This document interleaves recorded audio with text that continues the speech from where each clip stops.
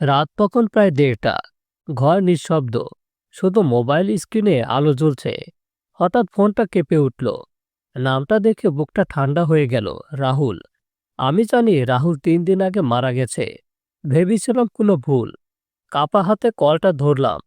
ওপাশ থেকে ফিসফিসে একটা কণ্ঠ, তুই কি আমাকে ভুলে গেছিস? শ্বাস নিতে পারছিলাম না। এই কণ্ঠটা আমি চিনি। এটাই রাহুলের কণ্ঠ। আমি বললাম, তুই তুই তো। ও হেসে উঠল। হাসিটা ঠিক আগের মতো না, ভেজা ভারী, যেন পানির নিচ থেকে আসছে। সে বলল, আমি একা আছি, খুব অন্ধকার এখানে, একটু কথা বলবি? ফোনের সিগন্যাল হঠাৎ ভেঙে ভেঙে যেতে লাগলো। পেছনে শুনতে পেলাম মাটি খোঁড়ার শব্দ, কারো নিঃশ্বাস খুব কাছে। আমি কল কাটতে যাব, ঠিক তখনই ও বলল, কাল যখন তুই কফিনের সামনে দাঁড়িয়েছিলি, তুই কিন্তু আমাকে ডাকিসনি। হাত থেকে ফোন পড়ে গেল। স্ক্রিনে তখনও কল চলছে, কিন্তু নামটা বদলে গেছে। এখন লেখা আননোন লোকেশন কলিং। আর নিচে একটা মেসেজ ভেসে উঠল, আজ রাতের শেষ কথা।